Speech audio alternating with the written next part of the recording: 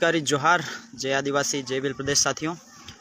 साथियों, जैसा कि आप सभी को सोशल मीडिया और अखबार की सुर्खियों के माध्यम से पता चला होगा, 14 मई को आदिवासी आरक्षण मंच के बैनर तले संपूर्ण टीएसपी में जिस तरीके से आरक्षण में विसंगतियां हैं, उन विसंगतियों को दूर करने के लिए और जिस प्रकार से टीएसपी क्षेत्र में आदिवासियों के साथ हो रहे अन्याय के विरोध में और उन आरक्षण की विसंगतियों को दूर करने के लिए 14 मई को बांसवाड़ा जिले के गोविंद गुरु जनजाति विश्वविद्यालय के संगठक कॉलेज गोविंद गुरु कॉलेज के सामने वाले कॉलेज ग्राउंड में संपूर्ण टीएसपी का बहुत बड़ा यह आंदोलन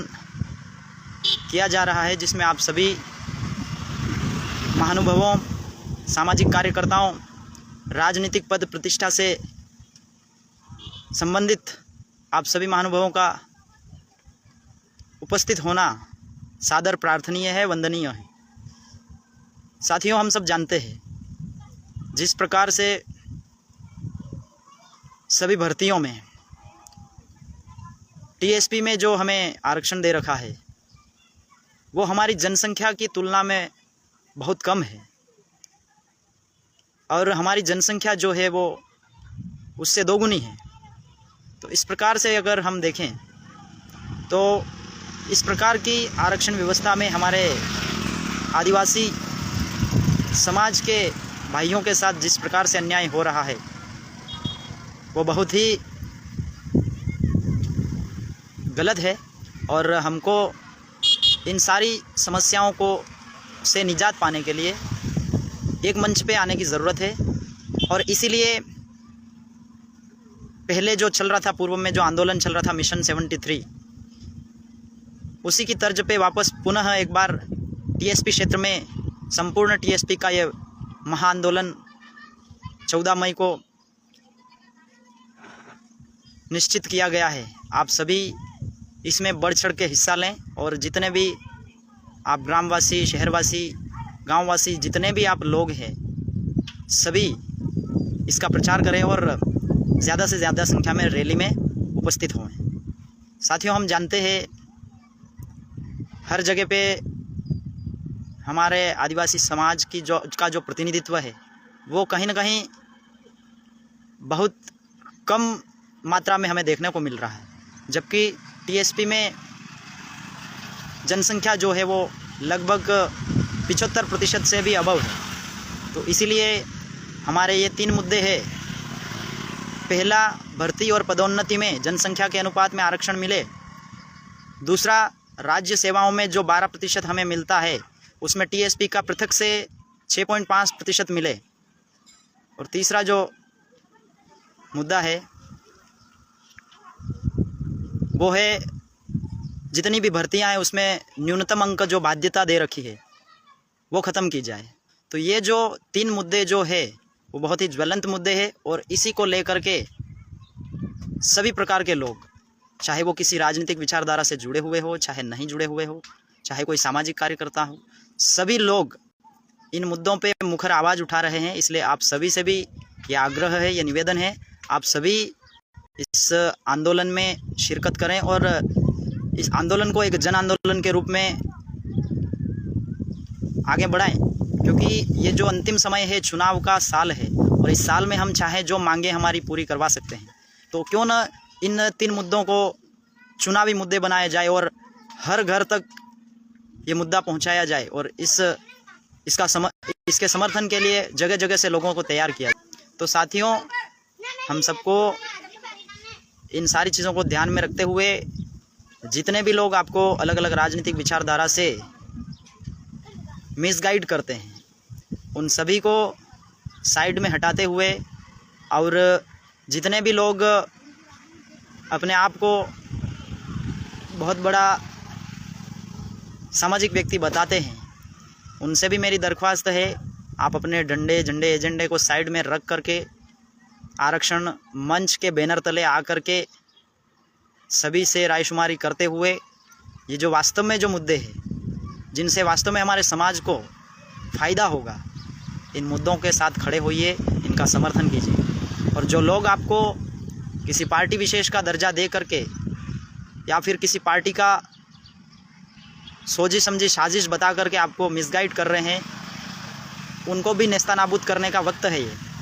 जो लोग समाज की बात करते हैं, अक्सर कहते हैं कि हम समाज के लिए काम कर रहे हैं, और दूसरे लोगों पे ऊपर लांछन लगाते हैं, उन लोगों का भी पर्दाफाश करने का वक्त है।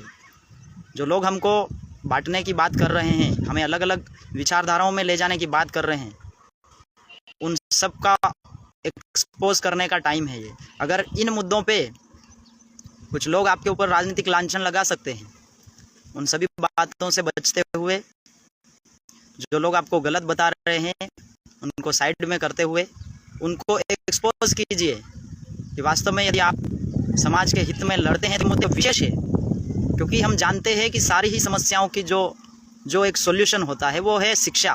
और जब शिक्षा अच्छी मिलेगी तो हम नौकरी की बात करेंगे, और जब नौकरी की बात होगी तो आरक्षण की भी बात आएगी। तो ये जो मुद्दे हैं ये एक दूसरे से जुड़े हुए मुद्दे हैं, और इन विशेष मुद्दों को लेकर के अगर कोई समर्थन नहीं करता है तो इसका मतलब यही है वे लोग आपको एक नहीं होना देना चाहते और वास्तव में आपके मुद्दों के ऊपर आपको कायम नहीं रहना देना चाहते।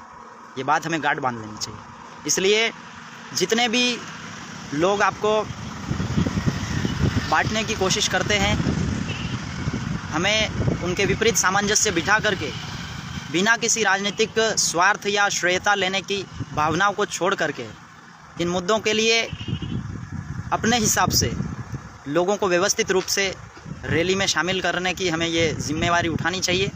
और हम खुद भी कल आपसे मिलेंगे रैली में। आप जहाँ से भी हमें देख रहे हैं, आप टीएसपी के तमाम साथियों से यही निवेदन है, यही गुजारिश है, इन 3 मुद्दों को चुनावी मुद्दा भी बनाया जाए और हर घर तक इन मुद्दों को पहुंचाया जाए, और सरकार पे दबाव बनाया जाए कि ये मुद्दे हमारे ज्वलंत हैं और इन मुद्दों का सॉल्यूशन होना ही चाहिए। इस प्रकार से हम हमारे साथ हो रहे अन्याय का विरोध करते हुए हम हमारे न्याय की बात कर सकते हैं। और अगर ये मुद्दे हमारे सरकार मानती है तो आने वाले समय में हमारे आदिवासी समाज के तमाम लोगों को बहुत ही बड़ा फ़ायदा होगा, और इससे और लोगों की उम्मीद बढ़ जाएगी, जीवन प्रत्याशा ठीक होगी, लोगों में कंपटीशन की भावना आएगी और आगे बढ़ने की तैयारी करेंगे।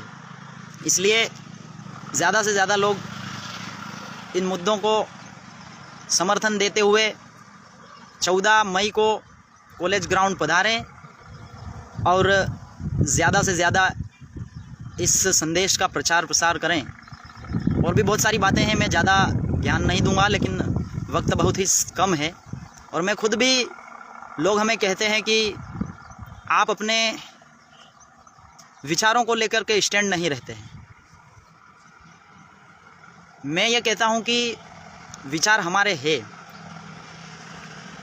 लेकिन जो मुद्दे वास्तव में होते हैं वो चाहे कोई सी भी राजनीतिक पार्टी क्यों ना उसको होल्ड कर रही हो, लेके चल रही हो, हम हमेशा उनके साथ खड़े रहते हैं।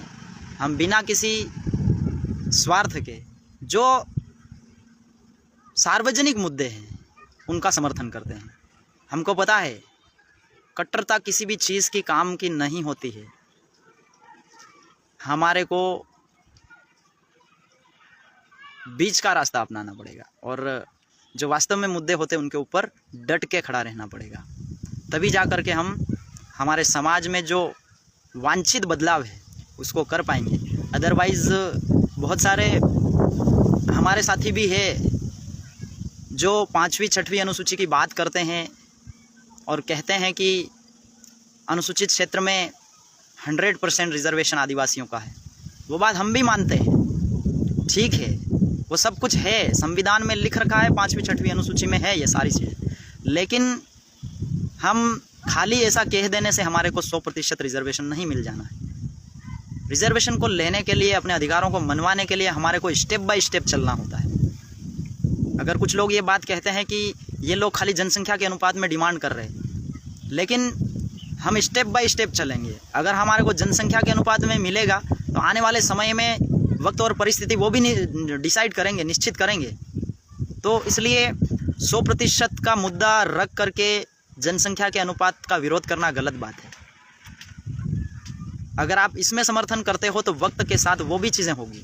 खाली आलोचना करना, विरोध करना, लोगों को एकजुट नहीं होने देना, वास्तविक मुद्दों पे कायम नहीं रहने देना, ये छोटी मानसिकता के जो लोग हैं, जो राजनीतिक स्वार्थ देखते हैं, वही लोग ऐसा करते हैं।